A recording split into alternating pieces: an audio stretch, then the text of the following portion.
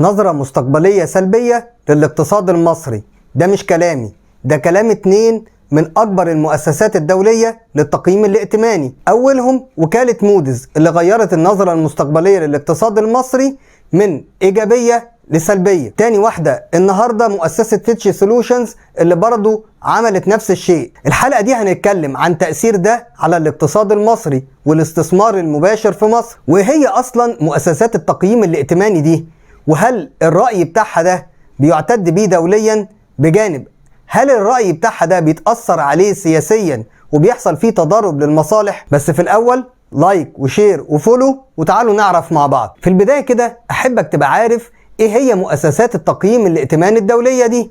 عشان تتخيل الموضوع ببساطة، تخيل نفسك كده رايح تاخد قرض من بنك. فالبنك في الأول لازم يدرس حضرتك ائتمانيا علشان يعرف الفلوس اللي هيديها لك دي هيعرف يرجعها تاني ولا لا. فالبنك الأول هيبدأ يبص على مصادر دخلك، وهل هي كافية إن هي تكفي مصاريفك بجانب خدمة الدين، يعني هتعرف تكفي مصاريفك وتدفع القروض بتاعة البنك. بس طبعا الأمر ده هيختلف كتير جدا لو دولة رايحة تاخد قرض من أي مؤسسة دولية، لأننا هنلاقي المستثمرين الأجانب والجهات المانحة للقروض دايما بيبصوا على رأي جهات التقييم الائتماني الدولية. هنا بقى هنلاقي أكبر 3 من مؤسسات التقييم الائتماني الدولي.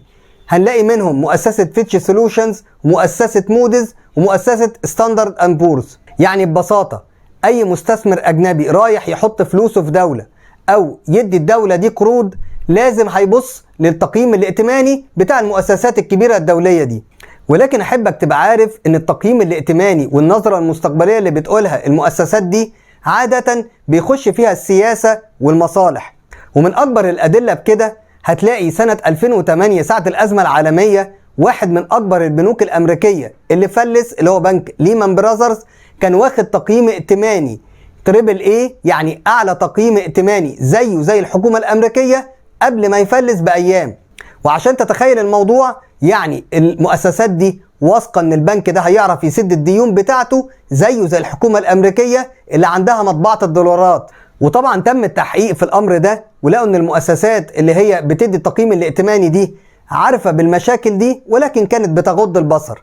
وهنروح بعيد ليه؟ وكالة فيتش سولوشنز برضو ساعة الأزمة العالمية قللت النظرة المستقبلية للولايات المتحدة الأمريكية، وكانت النتيجة أن أمريكا فرضت عقوبات على مؤسسة فيتش سولوشنز، ورجعت تاني في كلامها وادت أمريكا أعلى نظرة مستقبلية وأعلى تقييم ائتماني حتى في عز الأزمة العالمية.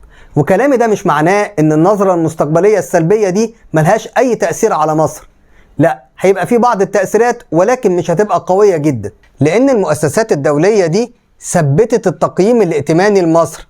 مش عايزك تتلخبط، هي مدية مصر تقييم ائتماني متوسط، يعني لا هو عالي قوي ولا قليل قوي، وفي نفس الوقت قللت النظرة المستقبلية للاقتصاد المصري، بدل ما كانت إيجابية خلتها سلبية. وبرضو أحبك تبقى عارف إن مصر عندها في الوقت الحالي حاجة اسمها فجوة تمويلية بالعملة الصعبة. يعني ببساطة إحنا مواردنا بالعملة الصعبة أقل من احتياجاتنا، فعشان نعوض الفرق ده عندنا حاجة من 2، يا إما إن إحنا نحاول نزود الإيرادات بتاعتنا، زي مثلا نزود السياحة، نزود التصدير، نزود الاستثمارات المباشرة، ودي اللي هي بنلاقيها في الفترة دي في المؤتمر المناخ بتبتدي تيجي بشكل قوي جدا. أو في المقابل إن إحنا نقترض من الجهات المانحة الخارجية، زي مثلا صندوق النقد الدولي اللي تم الموافقة على القرض بتاعه، أو إن مصر تطرح سندات في سوق السندات الدولية. ولكن في الحالة دي مش هنعرف ناخد قروض مدتها طويلة، لأن زي ما قلنا عندنا نظرة سلبية للاقتصاد المصري. ده غير كمان إن مصر علشان تحصل قروض وهي عندها النظرة السلبية للاقتصاد المصري ده لازم هتدفع فايدة عالية قوي. وهنا أنا أقصد القروض اللي هي بالعملة الصعبة اللي مصر ممكن تاخدها من دول أجنبية، وطبعا ما أقصدش الدين الداخلي اللي بالجنيه المصري. وبالتأكيد ظهور التقرير ده في الفترة اللي بتستضيف فيها مصر قمة المناخ بيحاول يقلل من الأثر الطيب لقمة المناخ على الاقتصاد المصري، ولكن أكيد هيبقى فيه تأثير سلبي، ولكن مش بالقدر القوي جدا، علشان زي ما قلنا إن صندوق النقد الدولي وافق إن هو يدي مصر قرض، وده بيعتبر شهادة ثقة في الاقتصاد المصري. ده غير إن مصر عندها فرص واعدة في الفترة دي بالذات في الاستثمار في الطاقة الخضراء، وده اللي لقيناه في مؤتمر المناخ. وبكده نكون وصلنا لنهاية حلقتنا النهاردة.